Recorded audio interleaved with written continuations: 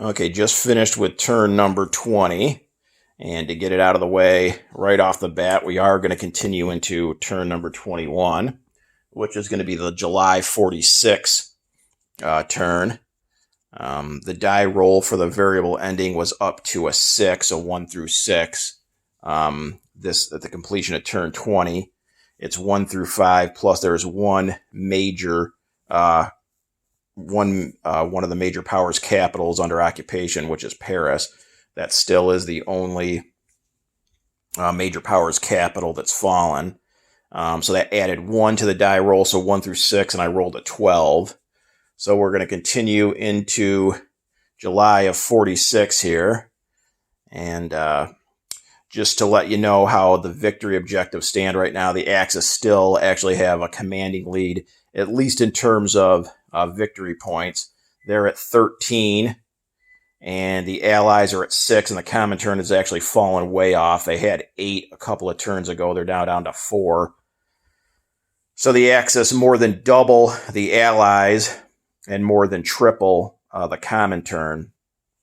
So the Axis are actually hoping that at the end of one of these turns here that the war will end, not only because they currently have the victory, but things aren't looking so good for a couple of the Axis partners. So the longer this game goes, at least for 2 of the 3, those victory objectives are going to start dwindling down. So the Axis are keeping their fingers crossed that at the end of each turn, that's going to be the die roll that ends the game. So, and the main reason why the Comintern have fallen off is Russia. They've lost pretty much all of the territory they had gained through the first 3 quarters of the game. So, not that they're really in danger of being defeated, but they've just been pushed back. So on the Eastern Front, Germany continues to move up into the Baltic states here.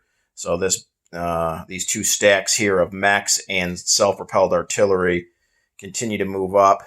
Probably going to move into Leningrad this next turn and be able to secure that. Leningrad, again, continued to go back and forth. Germany came back, retook it, and then the Soviets moved some mechs in there because the Germans only had like 1 infantry that had survived.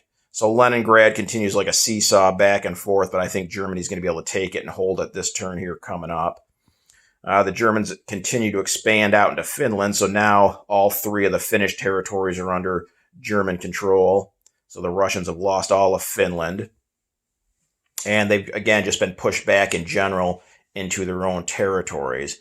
So down in the south of Russia, the Russians did take back a few territories, and they've got the Germans kind of bottled up in Kiev.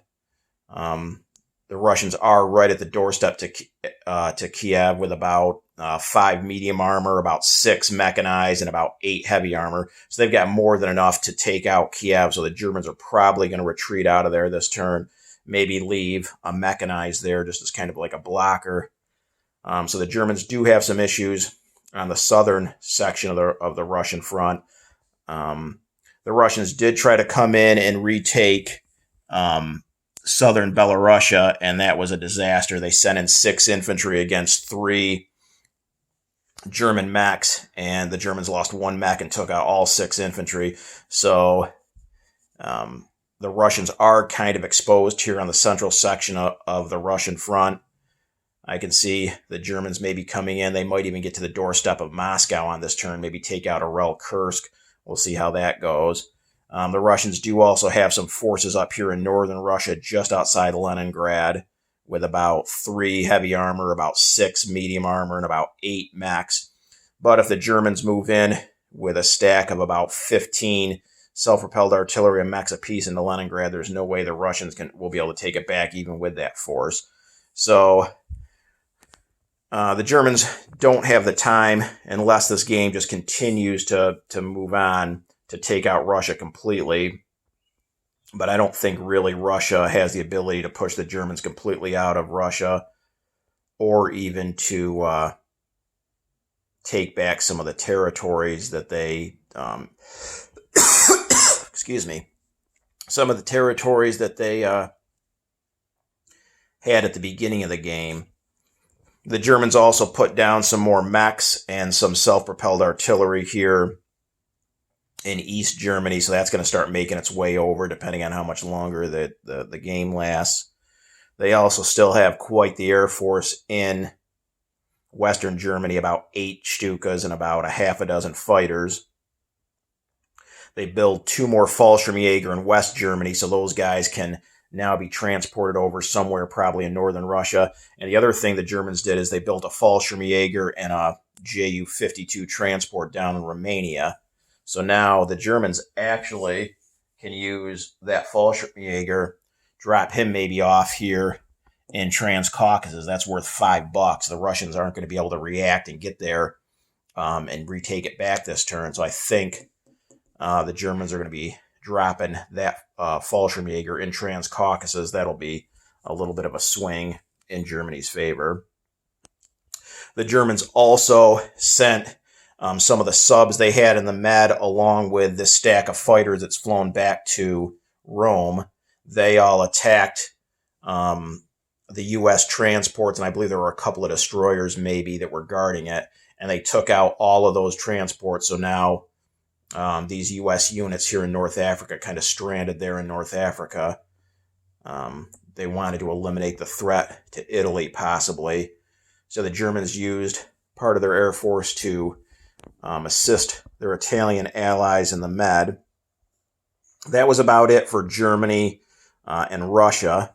As far as the British go, they built a couple of fighters and some more men here in northern England, but really no danger of German landing in England now, with Germany pretty much completely focused on the Eastern Front. Was thinking about maybe building some destroyers and trying to build up a little bit of a British Navy here off of London. But the problem is they only had about $35, $40 to spend. So you're not going to be able to buy too many units, too many naval units, and the Germans are still sitting here in West Germany with a substantial air force. So Germany would have just been able to come over and take out what the British put down, so it would have just been a complete waste of their money. So Britain wanted to try to get some transports, maybe some destroyers put down to maybe come over and take back some of the territory in Western Europe maybe, now that the game is, again, getting close to the end here, but it didn't make a lot of sense with Germany being able to take whatever naval units the British put down right off the board on their portion of the turn with the German Luftwaffe there in Western Europe, Western Germany. The British moved up another spot here, so they're just outside of Iraq. Again, this Air Force only moved up one turn just because, again, there wasn't a whole lot that Air Force can do here in the Mediterranean. Even if they take out some of the Italian units that are just sitting here on this island, they obviously don't have a ground unit that can take the island back, so really no sense in taking out these lone Italian airborne units that are on these islands in the Med. And again, with no ground units, they can't go into Italy. So this Air Force, it's definitely protecting the Mediterranean in terms of having the Italians put any ships down in the Med. But other than that, it's kind of not finding a lot of uses here in the Mediterranean. So they just moved up the one territory with the lone British infantry. He'll move into Iraq this turn and take that away from the Italians. As far as Italy goes, again, much like with the British, thinking about putting some ships down here to not only take out these last couple of British ships in the Med so they get that bonus back, but then also the victory objective of having more capital ships in the Mediterranean than the British or the Allies. But the problem with that, again, is the Italians were only going to have enough money to put down a couple of ships. And with this British Air Force in the Med here, that's about 6 tacticals, 2 fighters, a medium bomber, and a strat bomber. They would have just completely wiped out those few ships Italy put down, so it would have just been a complete waste of money. So Italy's kind of reduced to just dropping airborne units where they can. They did build 2 more airborne units and 2 fighters, so they're starting to try to get a little bit of a Air Force back. That's 3 fighters they have in northern Italy. They also came and dropped. They took Sardinia back, and they dropped a unit here in Crete and in Cyprus. So Italy's one of their victory objectives, one of the ways in which they get victory points is by having 2 or more land zones that they didn't start the game with, and that's regardless of the value of them. So they could even be have no IPP value. And obviously, Italy has pretty much lost everything they have lost everything in Africa now, and they're about to lose their 1 territory in the Middle East. So they're just dropping off these airborne units here on these islands in the Mediterranean just to be able to keep that 1 victory objective by the end of the game. And the Allies, until the U.S. portion of the turn, which we'll get into here in a second, the Allies had no way to take any of these islands back. So Italy's just trying to hold on to that. And they're one of the 2 Axis powers that are just praying for an end to this game because they're kind of just holding on. Again, they have no navy. They've been completely kicked out of Africa. They're about to lose the Middle East completely. And their income is dwindled down to just $11, and they have no bonuses. They do get the wartime economy roll, but even still, even with a good roll, you're only talking $20, $22 or so a turn. So Italy's definitely back on their heels. The U.S., they came over and they landed here in West Africa. They landed with 10 infantry. Those transports are protected by about 8 destroyers. And then the 6 fighters that were in London flew down too. So unless Germany maybe can use a combination of these few U-boats that are lurking around the Mediterranean and the fighters they have in Rome, if they can't take out this U.S. fleet here, then these 10 infantry on these 5 transports can move around this next turn. They can maybe start taking back some of these islands the Italians have landed on, or maybe even land in mainland Italy itself. So, I mean, that's only 4 subs the Germans can bring, along with 4 fighters against 8 destroyers. So Germany probably wins that. And then once the destroyers are gone, the transports will sink to the bottom of the ocean as well. So that'll strand these 8 U.S. infantry here in North Africa, but you might have to end up sacrificing pretty much definitely the 4 subs and maybe even a couple of the planes, maybe even more than that, depending on how the rolls go. So I'm not sure Germany wants to give up those fighters. But again, if they don't, the U.S. can land anywhere in Italy they want, and that's 8 infantry along with 6 fighters. So that would probably do quite a bit of damage. They could potentially take either Rome or northern Italy. So Germany's going to probably have to risk that just to take out those U.S. Transports. As far as the Pacific goes, again, this is the second member of the Axis alliance that's praying for an end to this game, and that's the Japanese. As you can see here in the Pacific, there's like no U.S. or Japanese ships anywhere in the Pacific. So it's like both, especially the Japanese, but even the U.S. kind of exhausted from years of conflict here in the Pacific. So the Japanese came down, they split up the fleet they had in the Japanese home waters, along with a few miscellaneous ships that were floating around here. And they came down first into Sea Zone 66 off of Wake Island, and then came down here in Sea Zone 126 off of New Guinea. Again, they split up their fleet rather evenly, and they were able to take out completely every U.S. ship in those 2 sea zones, but they in turn lost every ship except for a single destroyer that was left here in 126. So it was kind of mutual destruction.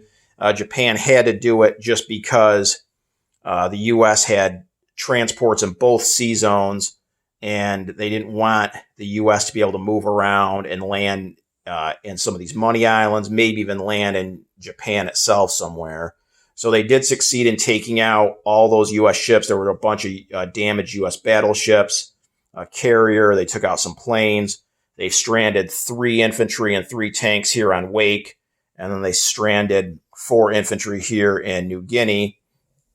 But again, it was at a cost of losing every Japanese ship except for a single destroyer. So Japan succeeded in what they wanted to do, but at great cost. Also, in China, Japan continues to take back a couple of territories, but as you can see, they don't have a lot left here in Southeast Asia. You got 3 infantry here, 1 here, 2 there, and a motorized. So not a lot of units left on the Chinese mainland. They did buy a bunch of infantry, and they've got 5 transports so they can move this stack of infantry around this next turn. And they do have a decent air force in Tokyo, 4 fighters and 2 tactical bombers. But they're just kind of holding on. The communist Chinese continue to move down from northern China. They're trying to get back, take some of these territories off of Japan. And the Far East Command actually has gotten a little aggressive. They've moved up. So they're right at the border there with the Japanese. They have just a single infantry there, but they've got 4 tacticals and 2 fighters. So they're about to make some noise in Southeast Asia. And they actually bought a transport and 2 destroyers. So the transport obviously can now on this turn move 2 infantry, again, start taking back some of the money islands. And the 2 destroyers are just protection for the transport, which doesn't sound like a lot of protection, but when you consider the Japanese have no ships at all in the Pacific, it should be more than enough. So the Far East Command is going to start taking back some money islands. The Australians, they use the fighter force that they had here in New Guinea to take out that 1 Japanese destroyer that survived.